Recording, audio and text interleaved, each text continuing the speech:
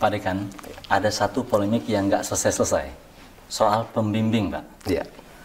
Itu banyak sekali spekulasi. Saya pengen dengar dari Bapak sekarang. Iya. Jadi pembimbing akademik itu adalah Bapak Insinyur Kasmujo.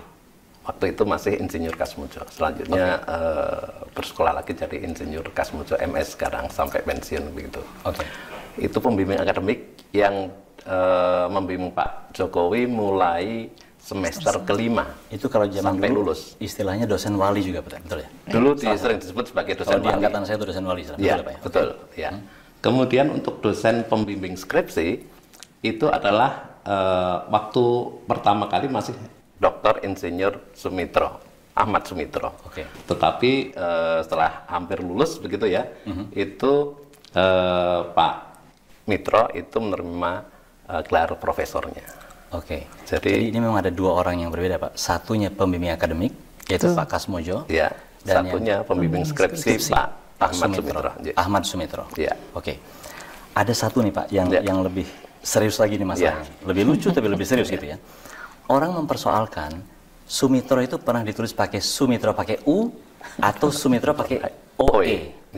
Penjelasan Bapak gimana, Pak? Ya, itu sesuatu yang biasa ya pada waktu itu, khususnya berkaitan dengan ejaan bahasa Indonesia, ada su dan soe gitu ya.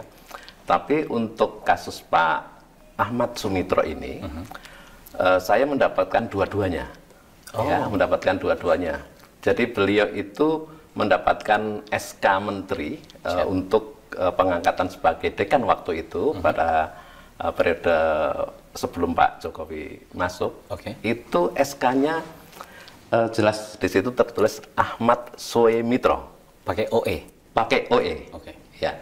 Setelah itu kemudian berubah menjadi Ahmad Sumitro. Pakai U. Pakai U. Sehingga apa? Saya lihat di beberapa dokumen baik itu Ahmad Sumitro maupun Ahmad Sumitro, beliau ini berkenan untuk menandatangani. Jadi ini sebetulnya hanya satu orang, bukan dua orang.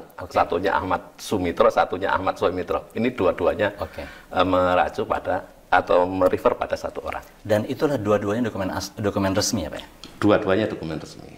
Berarti kesimpulannya beliau tidak keberatan dengan itu, kira-kira begitu ya? Betul. Berarti Sumitro dan Sumitro itu orang yang sama. Pak Dekan, masih tentang skripsi Pak nih. Ini yang paling banyak diulik nih. Di lembar pengesahannya Pak, itu nggak ada tanggalnya.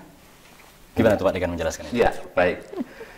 Jadi sebagai sebuah karya ilmiah begitu ya, yang dilakukan oleh mahasiswa dan itu disusun pada awal-awal semester, kemudian butuh waktu beberapa saat, kemudian setelah itu diuji, diuji di depan dosen penguji. Ada berita acaranya dan lain sebagainya. Kemudian biasanya mahasiswa itu akan melakukan proses revisi terhadap draft yang awalnya disampaikan untuk ujian pendadaran. Kalau kami menyebutnya seperti itu. Nah, setelah ujian pendadaran ada banyak revisi yang perlu dilakukan, kemudian dicetak kembali. Ya, kemudian dijilid, termasuk kalau zaman segitu kan isinya kontennya itu masih berupa ketikan manual. Nah, untuk mempercantik itu biasanya mereka membuat cover tebal, kemudian halaman judul, kemudian halaman pengesahan itu dicetak di percetakan. Kemudian ada lembar pengesahan yang luput barangkali ya, lupa waktu itu untuk memberikan tanggalnya. Ya, itu hal yang saya pikir wajar ya, karena ketergesa-gesaan atau alasan yang lain itu jadi luput untuk itu. Tetapi hal yang penting ya sebetulnya adalah justru ada pada berita acara ujian. Kalau di skripsi itu nggak ada nilainya, tapi kalau di berita acara pendadaran itu ada nilainya. Nilai skripsi ini seperti ini. Nah, nanti setelah itu direvisi. Kalau sudah selesai, kemudian diserahkan kembali kepada untuk mendapatkan persetujuan. Itu yang betul seperti itu. Cuma karena keterbatasan waktu barangkali atau mungkin beberapa hal luput itu akhirnya lupa. Tidak dibuat tanggalnya gitu ya? Tanggalnya itu. Tapi itu membatalkan nggak itu Pak?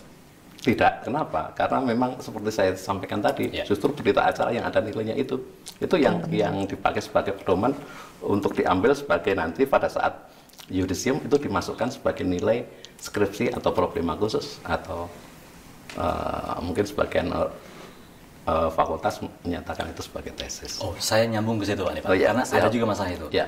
Ada yang mengatakan tesis, ada yang skripsi. Ya. Kalau di zaman sekarang kita lihat Pak, namanya S1 ya skripsi. Betul. Kalau tesis itu S2. Betul. Penjelasannya Pak? Begini, pada saat itu kalau kita merefer pada dokumen yang kita miliki yaitu panduan, semacam panduan akademik gitu ya.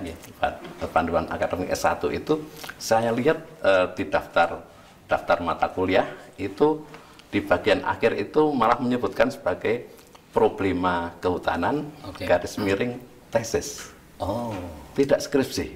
Tidak skripsi. Ya. Di panduannya ada itu Pak? Di panduannya itu waktu itu sebetulnya seperti itu. Ada perkembangan aturan dan lain sebagainya bahwa karya untuk S1 untuk sarjana itu namanya skripsi, maka ikut merubah menjadi skripsinya. Tetapi barangkali ada beberapa orang yang masih menganggap bahwa tesis itu merupakan sebenarnya hal yang sama, tapi dia memilih tesis begitu. Oke, artinya selain Pak Jokowi ini. Ya. Pak Jokowi. Kalau Pak Jokowi skripsi, sudah Pak skripsi. Ya, kalau ada angkatan Pak Jokowi yang masih pakai tesis. Tapi kalau untuk Pak Jokowi sendiri skripsi saya lihat.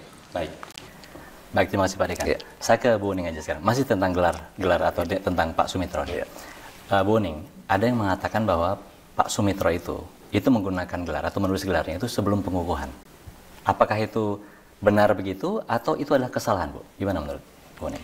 Jadi begini, kalau di Universitas Gadjah Mada itu pengukuhan itu seperti pestanya ya, seperti dikepiaki gitu dalam bahasa Jawa.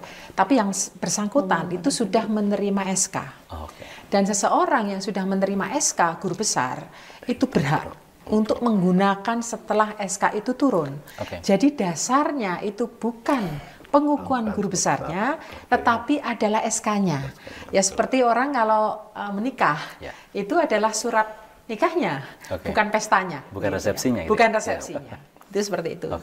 Jadi artinya Prof. Sumitro ini memang sudah profesor ketika itu, cuma memang belum dikukuhkan, belum ada seremoni pengukuhannya gitu. Betul. Dan bahkan pada waktu itu ada juga guru besar itu yang sampai bertahun-tahun baru pengukuhan. Seperti itu. Ya. Pak Dekan, di dokumen atau di website ETD-nya UGM, Electronic Thesis and Dissertation, itu ada skripsinya Pak Jokowi. Itu berita baik, tapi berita buruknya Pak. Teman-teman yang lain nggak ada. Sehingga begitu orang melihat itu, ini pasti rekayasa. Yang didigitalkan hanya untuk Pak Jokowi saja, hanya untuk kepentingan kasus ini, yang lainnya enggak. Bapak gimana menjawabnya? Jadi begini, kita sebagai sebuah institusi pendidikan yang kebetulan alumninya itu menjadi orang nomor 1 di Indonesia, tentu punya rasa kebanggaan. Nah, pada saat itu meskipun ETD itu berproses ya, berprosesnya itu lama, sejak tahun 2013 ya Bu ya, sampai dengan saat ini masih berlangsung, dimulai dari angkatan yang termuda, karena angkatan yang termuda itu pasti punya soft filenya, jadi jauh lebih mudah, kayak gitu, terus menuju ke angkatan-angkatan tua. Nah, pada saat Pak Jokowi menjadi presiden dan kebetulan mau berkunjung ke fakultas waktu itu, kami mewujudkan kebanggaan itu dengan cara mengupload skripsinya Pak Jokowi itu di ETD. Jadi itu betul-betul merupakan wujud kebanggaan. Kami tidak pernah berpikir bahwa ini nanti akan digoreng ke sana kemari.